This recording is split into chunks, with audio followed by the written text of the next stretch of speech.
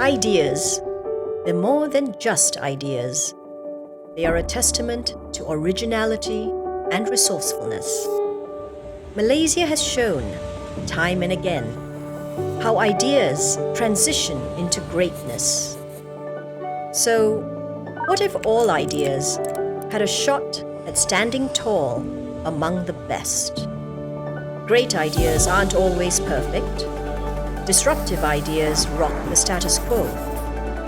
Big ideas are often belittled. Creative ideas are often scorned. But no matter where ideas come from, whether labs, classrooms, or mountaintops, or even our struggles and motivations, these inspired visions deserve everything it takes to accelerate change with the new return on ideas. Because every masterpiece has to start somewhere and needs room to grow. So now is the time for the seeds of ideas to mature and strengthen and highlight the value of Malaysian ingenuity as we reach for new heights together as a nation and forge the return on ideas. To all fellow innovators and game changers, we are here for you. Ideas to impact. Meranti.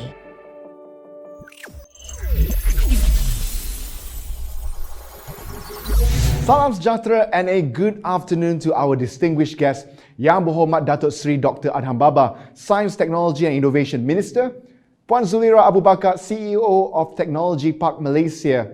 Ladies and gentlemen, welcome to our session, Malaysia's Growing Drone Tech Industry, hosted by Malaysian Research Accelerator for Technology and Innovation, Meranti. Meranti, which will operationalize in January 2022, is an agency formed through the merger of Technology Park Malaysia and the Malaysian Global Innovation and Creativity Centre, MAGIC, to facilitate the process of generating ideas to impact creation through invention, development and commercialization of technology and innovation.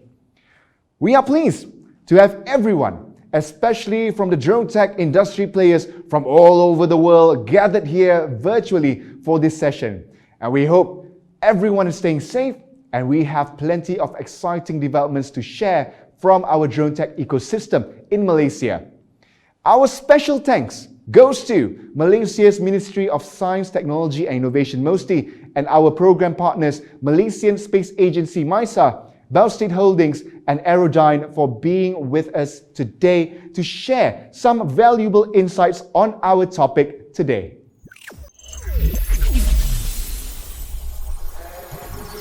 Distinguished guests, ladies and gentlemen, Malaysia's drone tech ecosystem has had an eventful year with the launch of national Sandbox test sites, new civil aviation directives, and an integrated infrastructure and facilities to UAS innovators, developers and manufacturers. And more are coming your way. So without further ado, I would like to invite our guest of honor, Yang Berhormat Datuk Seri Dr. Adham Baba, Minister of Science, Technology and Innovation Malaysia, to deliver his speech.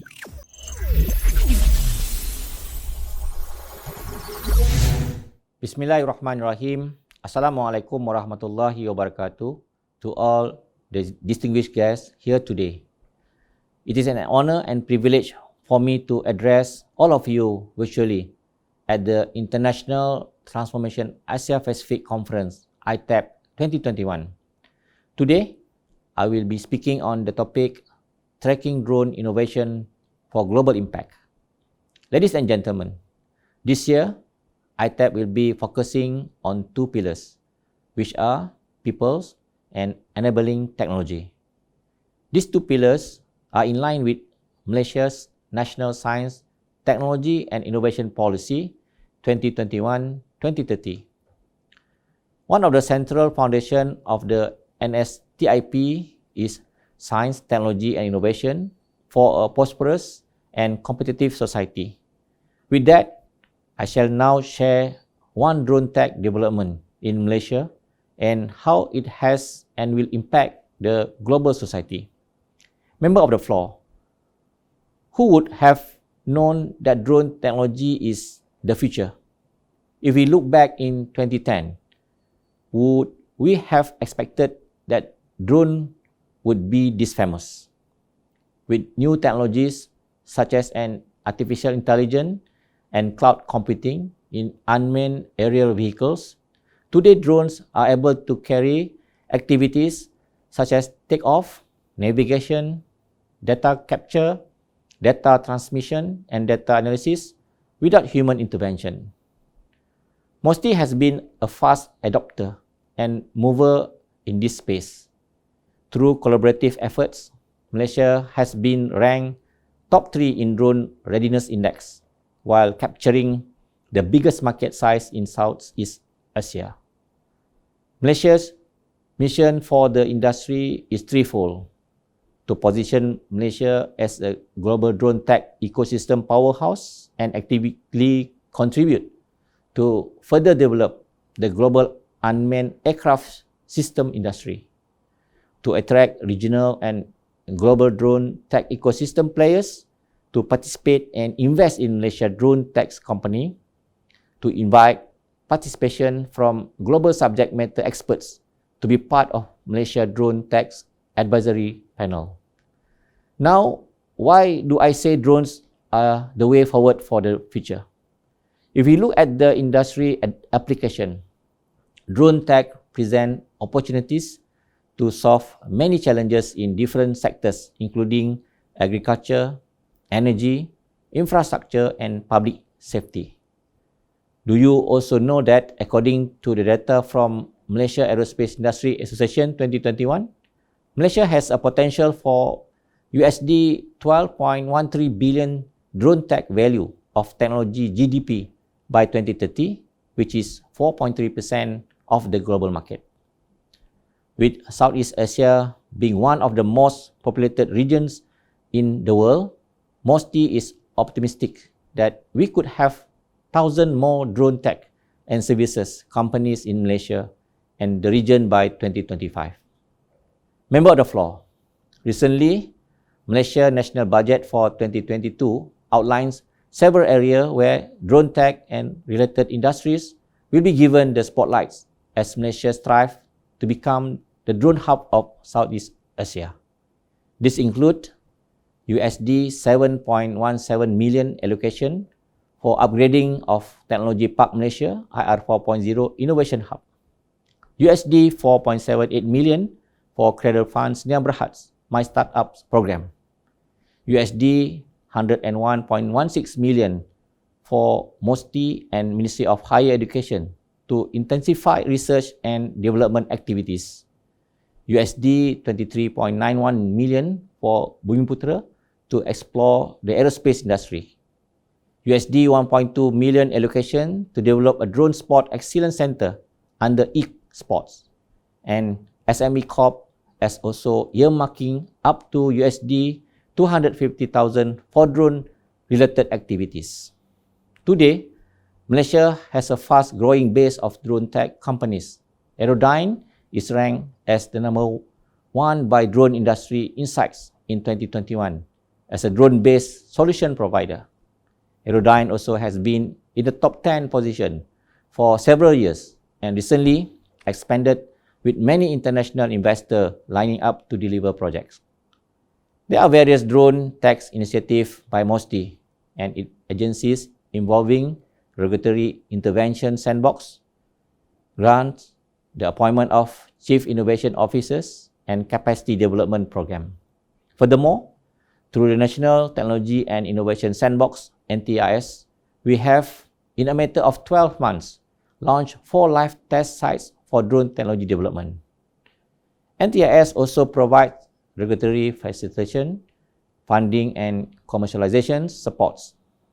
Only in the first year of the program, 25 out of 139 supported companies are related to drone tech and services.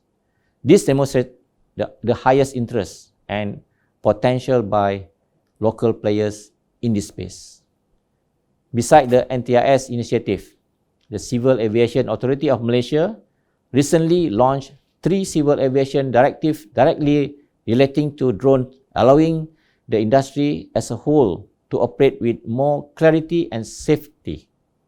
Additionally, last 2 weeks, MOSTI launched the Malaysian Research Accelerator for Technology and Innovation, which is known as Meranti, established through the merger of two agencies under MOSTI, Technology Park Malaysia and MAGIC.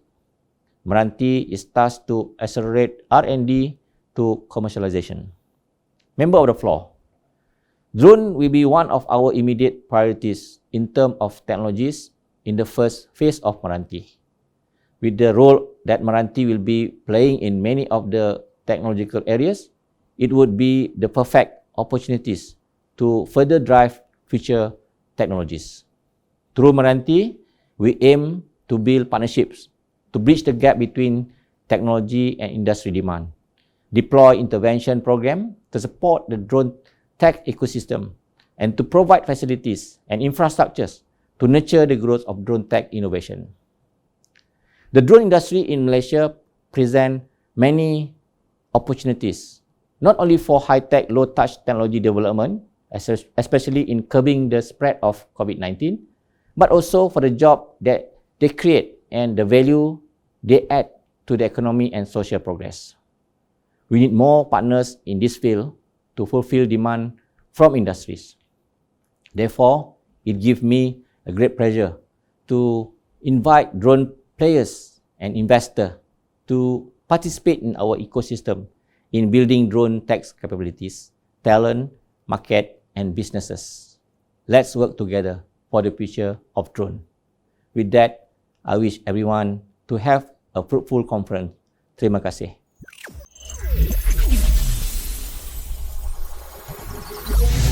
Thank you, Yang Berhormat Datuk Seri, for that wonderful presentation on fast-tracking drone innovation for global impact.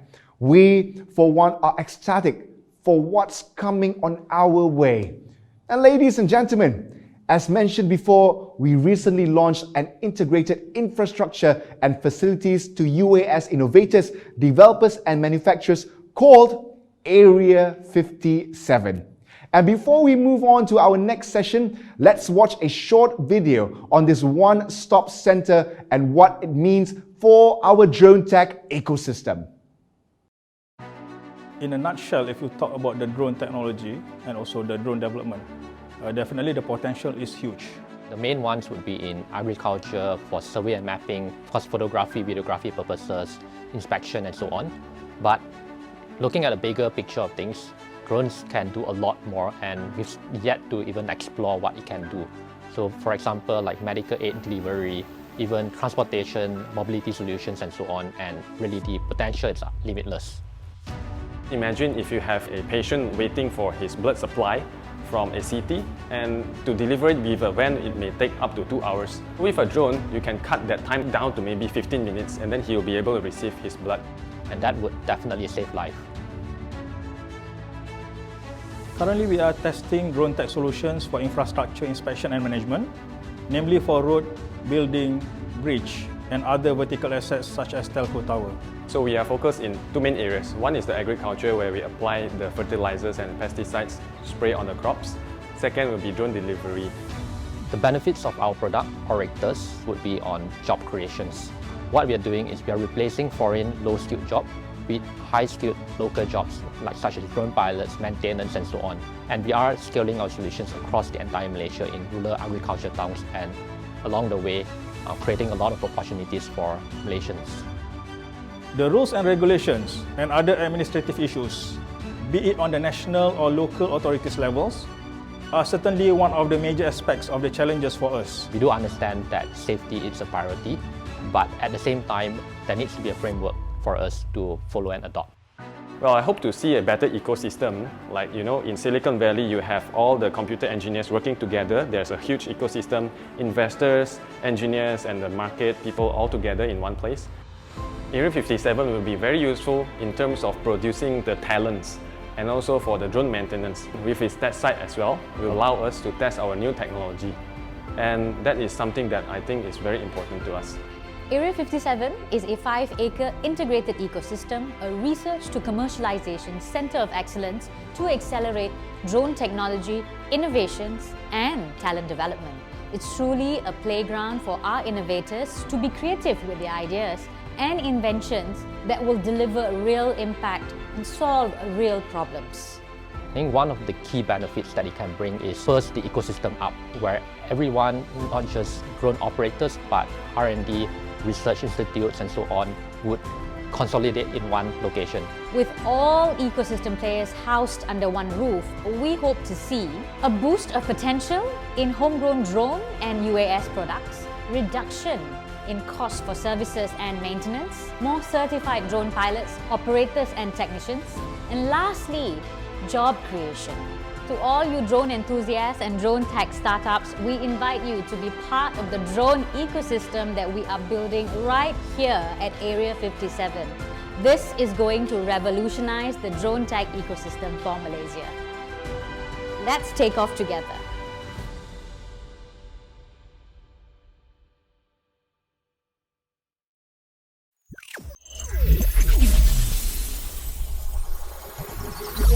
Thank you for the inspiring video. It is evident that Area 57 has arrived at the perfect time as Malaysia's drone tech ecosystem is rapidly expanding and the drone tech potential that we are seeing here is limitless in making an impact for the nation.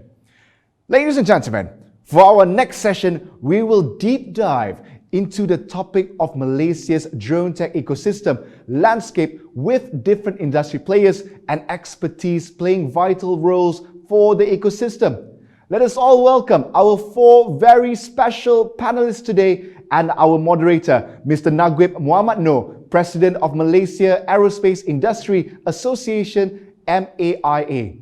Mr. Naguib will be joined by Zulera Abu Bakar, Chief Executive Officer, Technology Park Malaysia, Tuan Haji Azli Kamil Napiah, Director General Malaysian Space Agency MISA, Abdul Malik Muhammad, Director of Logistics and Distribution Pharmaniaga, and Kamarul A. Muhammad, Founder and CEO Aerodyne Group. Mr. Naguib, the sky is yours.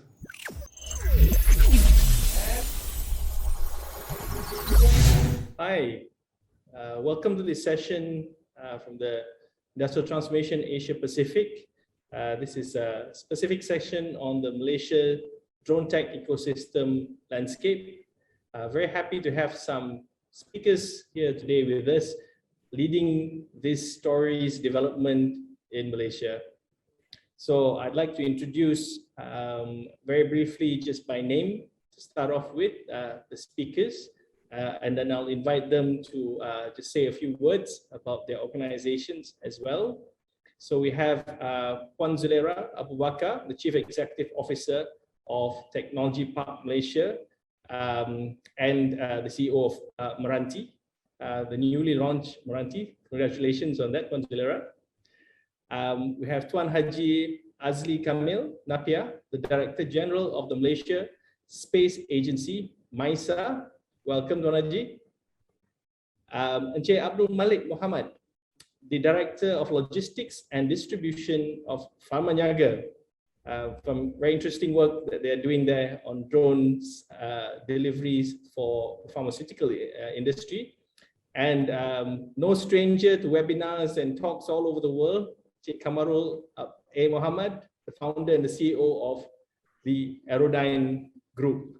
Welcome everyone to this session, and I'm really looking forward to us sharing some of what's been happening in the Malaysia's drone technology landscape. So I think without further ado, let me just give everyone a 2-minute slot just to give a little bit of background on your organizations before we start on some of the meat of the discussion. So Puan Zulera, can you tell us a little bit more about Meranti and what you're doing there? Okay, hi everyone. Thank you, Najib, and it's a pleasure to be on the panel with all of my panel speakers. Pleasure to be here. So Meranti, basically, it stands for the Malaysian Research Accelerator for Technology and Innovation. So as you can see from my designation, so I represent Technology Park Malaysia, and Meranti actually represents another agency as well, which is the Malaysian Global Innovation and Creativity Center. So Meranti is basically a consolidation of two agencies, which is the Technology Park Malaysia and MAGIC for short. So essentially, we bring together the capacity building aspects of the technology and innovation ecosystem alongside the infrastructure, test bed facilities, and land space required. So, I mean, you can think of Meranti as a science and tech hub incorporated with the whole support for technology commercialization, technology and innovation support. Yeah. Thank you very much. Exciting stuff. And was very happy to see this launch and a lot of the news coverage around Meranti. Thank you. The Malaysia Space Agency, Tuan Haji Azli, can you tell us a little bit more about that? I'm sure a lot of Malaysians also are not so familiar with the Malaysia Space Agency. Thank you, Najib. Hi, everybody. So, Malaysian Space Agency, or in short, MISA, actually is a newly department under the MOSTI administrative. Actually, is a merging between Malaysian Remote Sensing Agency and National Space Agency previously. So our main function is to be a driver in R&D and also in operationalization of the space technology in this country.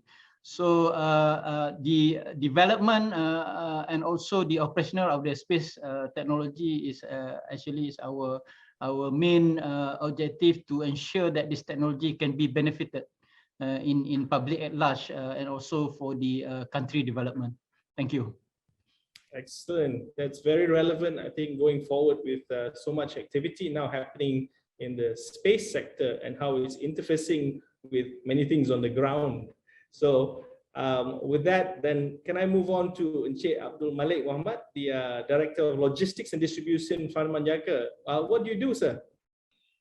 Okay, thank you, Najib, for having me here and my fellow panelists in this forum.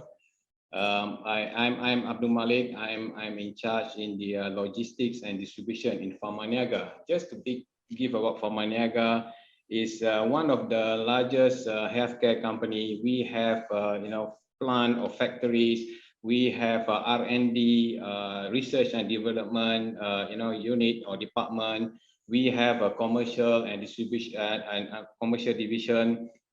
And logistics and distribution is where I'm currently in charge. Yeah. So currently we are distributing the healthcare products, mainly majority to the government hospitals and also clinics in Malaysia. So 1/3 of the government procurement is run by our company. So we deliver close to 1,000 products. SKU belongs to the government, managing 92 suppliers, and we have 5 distribution centers throughout Malaysia and covering more than 2,000 healthcare facilities throughout Malaysia.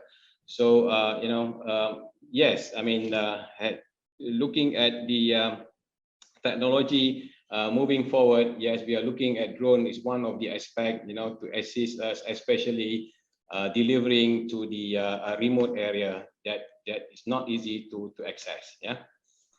Excellent. I'm sure a very exciting implementation of drone technology. You should be telling us a bit more in a while.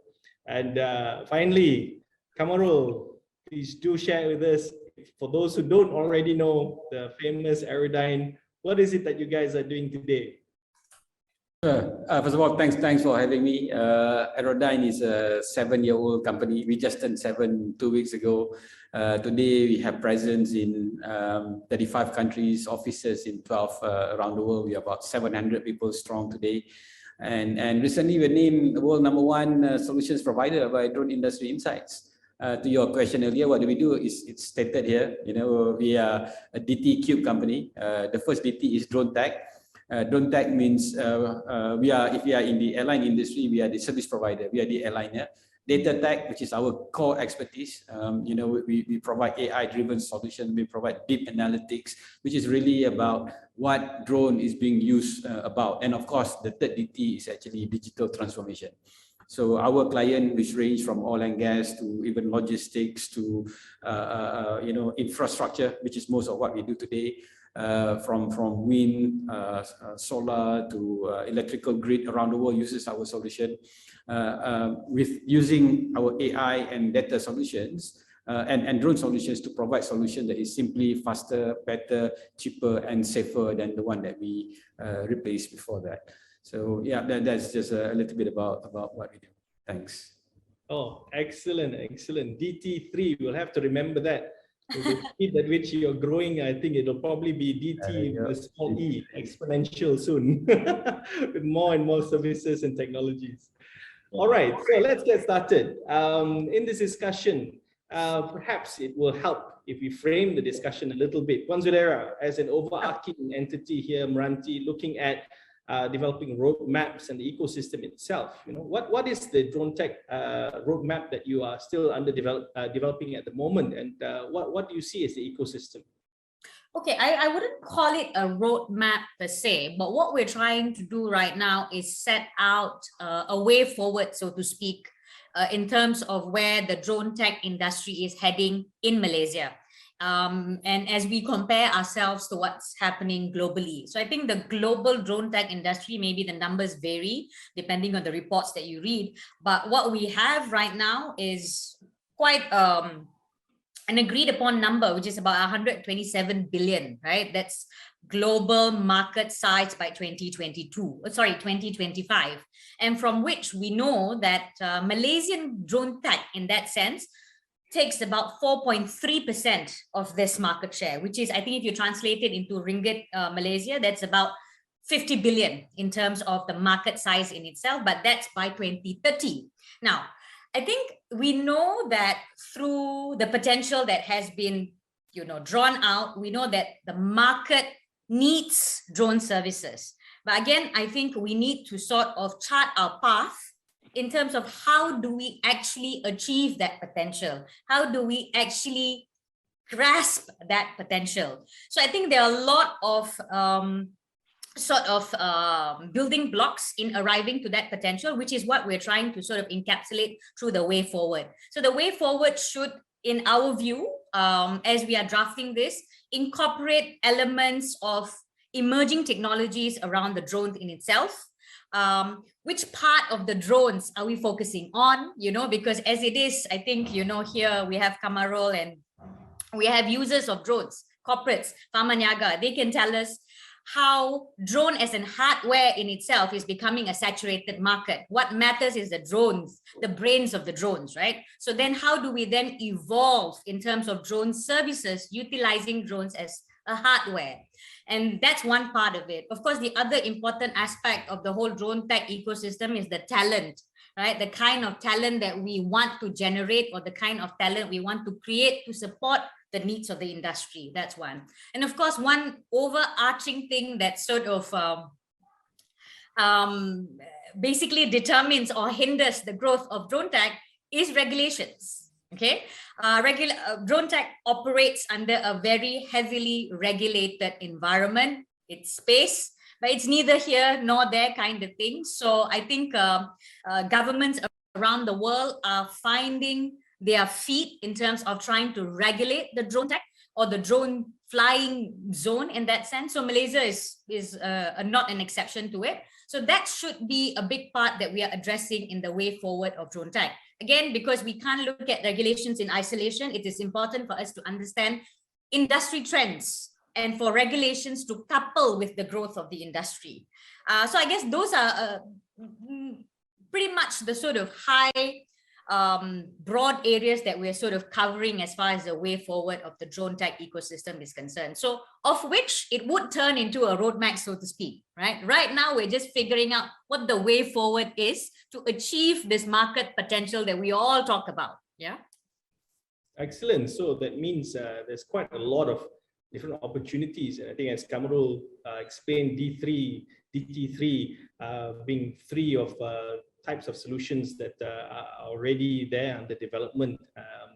There is a lot of space for growth. What role will Meranti, which is a combination of TPM and Magic play in enabling this ecosystem, and how do you bring all the players together and create an investable environment so that these opportunities can be realized? Yeah, okay, so great. So our role really, and again, we are a government entity. We represent the Ministry of Science, Technology and Innovation of Malaysia, of course. So our role is multiple in that sense, multiple prongs. We look at talent development, we look at bringing together the ecosystem, connecting the dots that would enable an ecosystem. So if you bring that to a more granular level, looking at TPM and Magic being the two key entities under Meranti right now, our role is actually to bring that ecosystem to the ground level, so to speak, right? So these technologies need to be tested, needs to be validated, needs to be supported. You need the whole value chain in order for it to grow. So our role really is, I wouldn't say in the job of creating, but we are in the business of bringing everyone together.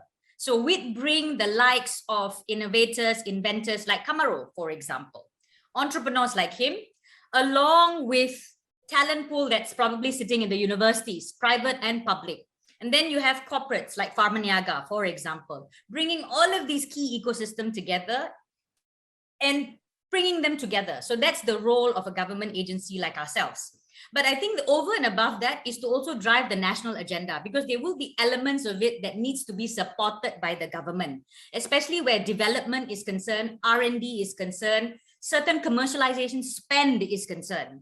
And as we can understand the philosophy, Dronetech, you would still think that it is a emerging trend, emerging technology, which requires a lot of investment, right? And the industry in itself, I don't know, maybe nascent is not the right word, but we are still in our early stages, right? We haven't sort of reached that point where it is self-sufficient, where the private sector can drive it. So the government still needs to put its hand and nose and, muddle in it and funnel investments, support, incentives, test bedding facilities in order to catalyze the ecosystem, right? So we are at a stage where government support is absolutely needed. And that is the role we play, or that is the role Meranti plays.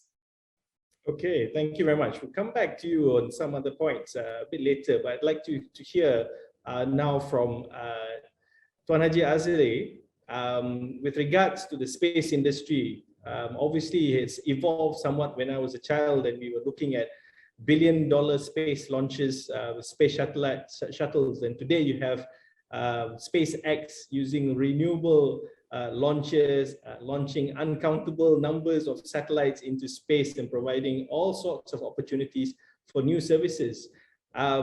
First of all, and as far as MISA is concerned, how do you see yourself facilitating the growth of this industry? And it is a data-based industry, which the drone industry is also a very strong part of. And there's a military and a commercial side of this story. Perhaps you can give us a little bit of an overview of what it is that MISA has been looking at.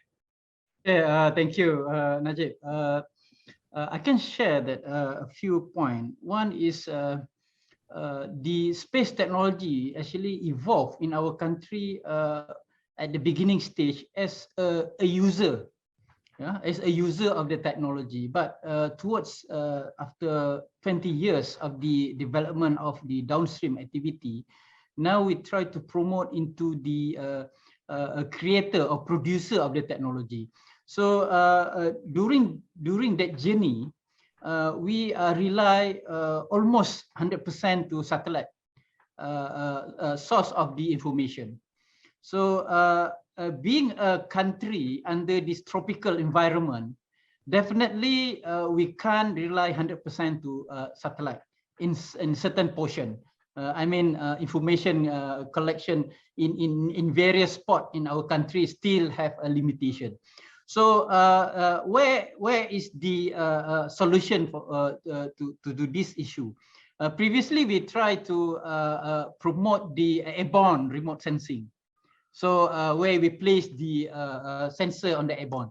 But since the environment is not really supportive, during the weather, bad weather, still we have the limitation on the airborne. then we are venturing into the miniaturize the airborne into the drone. So there is the stages we are experienced for the last 20 years. So drone now is really important to us in the spot where we can get the information through satellite images. So that's why we are also dealing with some device. We previously we create the Alodra types of drone. Plus we acquire a few smaller size of the drone, but it is for a specific task. It's not the daily operation, but really for the specific task on the data acquisition. So the scenario currently is not only the drone, but the technology itself. So I think where the Dronetech is required in various sector currently is because of the improvement of the technology.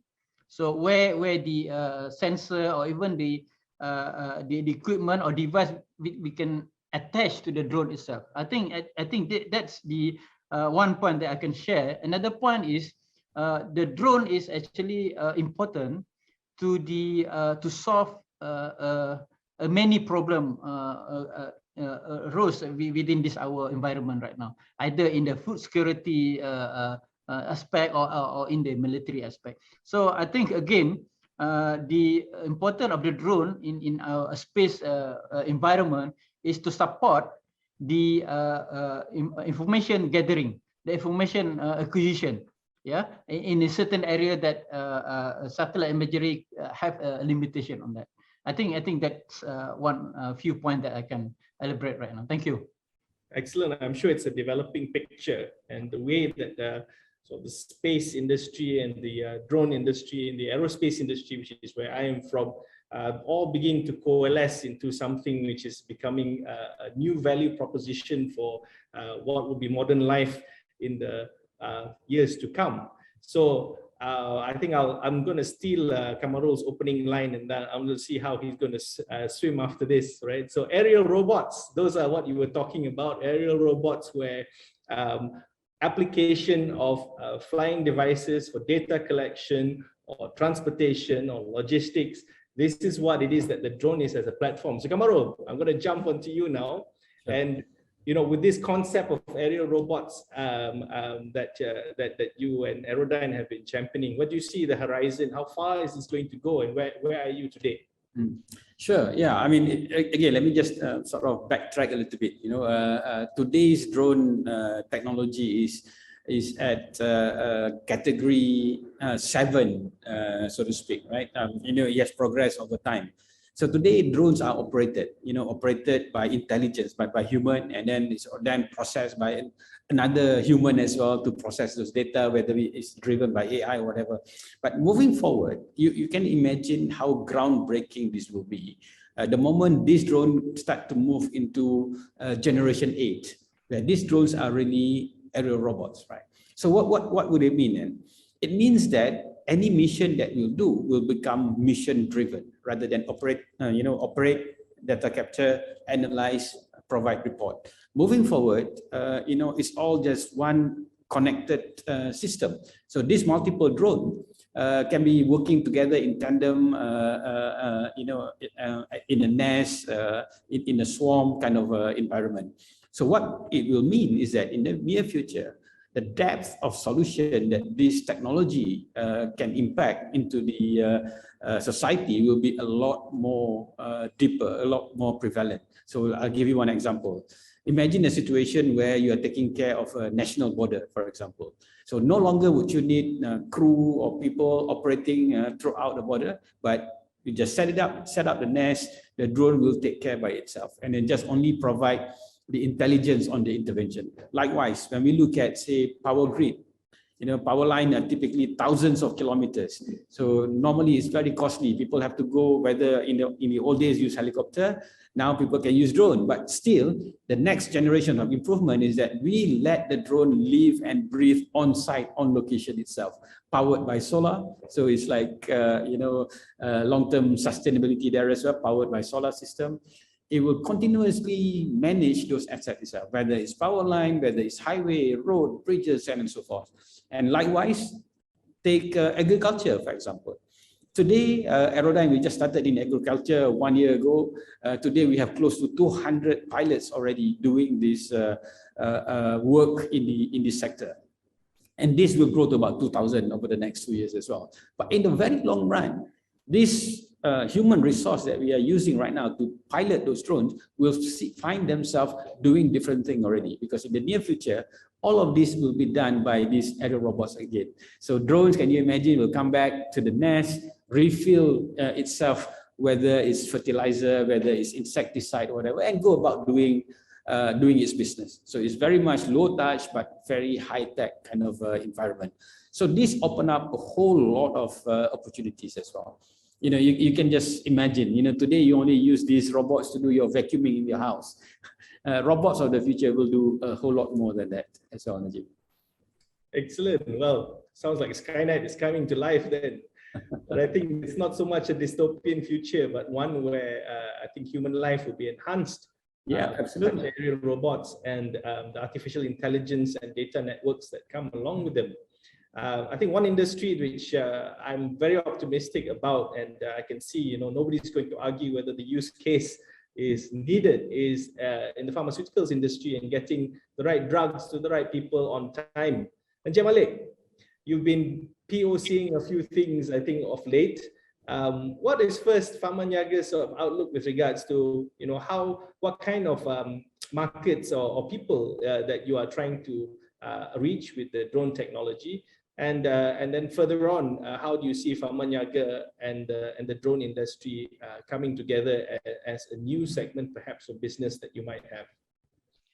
Okay, thank you, Najib, for giving us the opportunity to share, our experience in recent proof of concept with regards to using drone to assist in our business for the deliveries and also distribution of the pharmaceutical products. I would like to take this opportunity to thank our great partner Meraki Services, which we've been really working together. They work hard to make this proof of concept successful. Impressive hard work and persistent in obtaining the necessary approvals like SORA, from CAM. All this may not be possible without great teamwork between Pharma Niaga, Bauster Group, Meranti, and also Meranti to pioneer this medical delivery for accessible healthcare to the rakyat. So we noted that this milestone is significant to us. Significant in the sense that although it's a beginning stage, we are exploring, in terms of to have a speed of delivery with certain distance, range, and payload. Although at the early stage, but especially we are looking at more demanding situation where to support the emergency supply. So in this case, because we noted that drone may help us, especially at the customer that we are targeting right now is more on the business to business, where for emergency supplies. It may cut short, of the multi-mode transportation issue, which currently that we face, as a challenge, especially to reach the remote or in the rural areas. So this is where we simulate our emergency situations, for emergency treatment. Recently in Pulau Pangkor, Klinik Kesihatan Pulau Pangkor, where we carry some of the emergency products to that health facilities. And on top of that, we foresee that drones delivery and can also be used for the small volumes items like biological samples for lab testing, and also any other critical cold chain products like snake bite antidotes and so forth. Because by like in our case in the proof of concept recently, the mode of in the normal mode of transportation, it will have a combination of ground and water transportation. Normally if you used to use this conventional mode of transportation, it may take about roughly 30 minutes to reach the destination, the Klinik Kesihatan Pulau Pangkor. But by having drones, it will cut short, from 30 minutes to 4 minutes. It is 8 times more faster. So these are the thing that we believe that in future, with the it will evolve. This technology will evolve with the AI embedded in. We believe that we can further make use of this technology to assist us, especially managing the emergency supplies in the rural areas. Yeah. Okay. Yeah. So I think the delivery of drugs to these areas perhaps will take a completely different reality once the drones are in place, whereas before perhaps they would have to be satisfied with whatever level of service they could have gotten from the normal logistics. I think very briefly, Kamarul, in as far as logistics is concerned, how would you help the viewers visualize drone logistics versus ground logistics? How different is it as a concept? Yeah, I think it will be groundbreaking. In fact, it is one of the fastest growing vertical in terms of logistics and transportation. Some companies are already doing this in a very large scale. We have Google, we have Amazon recently built out from this vertical though. But there are a lot of companies in China are doing this in a very big way. We just completed 1,000 hours of testing as well for drone delivery. Our system is also already being tested in Japan right now as well. So even from Aerodyne's perspective, we have 4 key verticals. We did not pursue drone delivery yet as of now, primarily because we do not feel that it is really ready for mainstream yet. It is okay for POC, trial and all that. So at the same time, we are focusing on the technology. Same thing if you look at Google, for example, they've been doing this in Australia for the past 2 years already. Google Wings testing and trialing the system to make sure that we can provide the level of integrity in terms of safety and all that. But there's no denying drone delivery will change the landscape of logistics in the future. Excellent. So yeah, it's one to watch, certainly starting today with agriculture and the other services that you provide. Delivery is the next thing to watch. I think as we're coming up to the towards the end here, I'd like to hear Puan Zulera, maybe you could sort of send us out with a view as far as Malaysia is concerned. 2 major items I would have thought. Number one, is what's your view on sort of talent requirements and how Malaysia will be addressing this? And the second thing is, I'm sure investment, both domestic and foreign, is important to drive this industry. What would your message be to the international community that may be looking at Malaysia as an opportunity to grow their footprint in the drone tech industry? Okay, great. Thanks, Najib, for that question. I think I would say view Malaysia as a fertile breeding ground for the drone tech industry, simply from the perspective that we actually have a growing number of talent coming in from multiple prongs of the ecosystem. There's the private sector, there's the corporate sector. When I mean corporate sector, there's also the professionals that want to get into the space, and there's also university students, right, from the academia that also would like to get into the space. So I think what the ecosystem is doing is preparing this talent pool into drone services, right? How would you then convert some of your skills that they currently have that's probably more applicable to drone tech industry for that matter.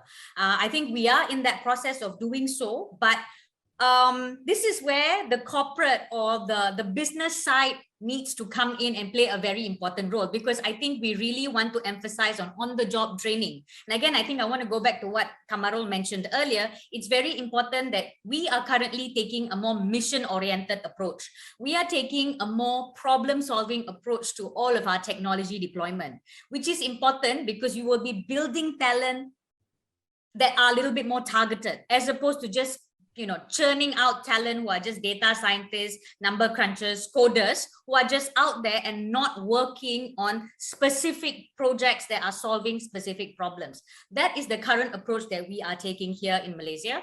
And I think Ranti is pretty much set out to converge all of these efforts. One, I think the other thing from an investment perspective is that we are looking at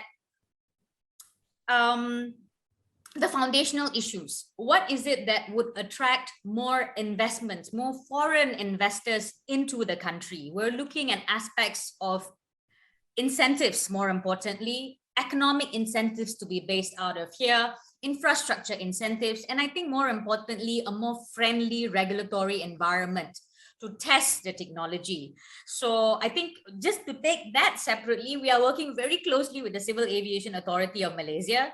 We're taking a more national ecosystem building approach, as opposed to just, this is law, you got to follow this, right? I think credit to CAM, they've been very progressive, but again, we are inching in that direction. Perhaps my final message is the industry needs to spearhead, and then regulations follow. Most often than not, regulations does not set the tone. We have to set the tone. So that's probably my end note here to really invite the industry to be part of the Malaysian ecosystem, which will be ultimately part of the global ecosystem. Kamarul is a prime example of how a Malaysian drone tech company who has now stamped their name globally. I think he's got operations in 37 countries, Kamarul? And counting? 35. Okay, I added by 2. So 35 countries. Too soon. You'll have to find 2 for you then. So. Correct. So 35 countries around the world. And I think the pool of talent that he continues to recruit locally increases, right? So, yeah. So thank you very much for that summary. So we come to the end of this, and I think I'll take your statement there. Malaysia, a fertile ground for the drone tech industry, and a very authoritative view here by the distinguished panel. Everyone here knee deep in enabling this technology and realizing an industrial outcome. So with that, I think we can wrap up this session, and we look forward to seeing where we will be in a year's time. Thank you very much. Thank you, Najib, and thank you. Thank you. Thank you. Thank you, Mr. Naguib, and all our panelists for that very insightful discussion. We hope that everyone joining us virtually today is able to benefit significantly from this session. We invite drone players and investors to join our ecosystem and together build the drone tech capabilities, talents, market, businesses for an impactful future full of possibilities. Thank you for joining us for this session, and we hope you have a productive and fruitful week at ITAP 2021. Let's bring drone tech to a higher altitude together.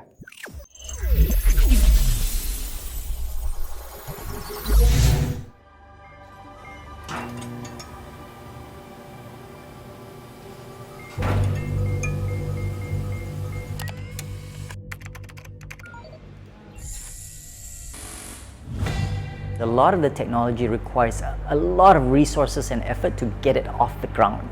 The key is to ensure that the technologies that we develop are commercializable, especially beyond Malaysia. The problem with Malaysia in terms of marketing and commercializing our innovation is that, first of all, we have a relatively small market. We only have a 30 million population. If we're truly to create groundbreaking international technology, we've got to create products that can serve the billions of people around Asia Pacific and beyond.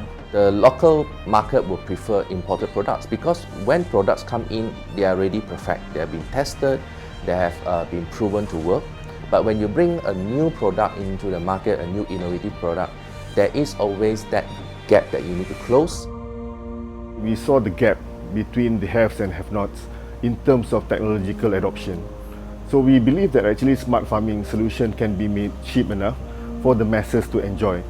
So we wanted to make this technology accessible to everybody. We start implement the waste management robot in Pasar Ipoh since January 2021. Very good feedback from the hawkers. There are no more waste bin there. They only need to throw the rubbish into our robot. We will save their time and energy in waste management. I started Naluri in 2017 to address healthcare in Malaysia specifically and in Asia, how we use technology to revolutionize the delivery of healthcare. The interesting about our device, Test Kit COVID Sense, is that the results get digitalized and you can straight upload into the cloud. And anyone in the world, even the ministry, can access and see, including the location where it's taken. NTIS came just at the right moment for us. It gave us the opportunity to actually put it to the test. Let us to apply our innovation and technology at the local facility in Malaysia. With actual collaborators and with the community. NTIS play an important role because it helps us to close the gap between a lab prototype to a commercial prototype. And the gap we're talking about in our case is running the trials.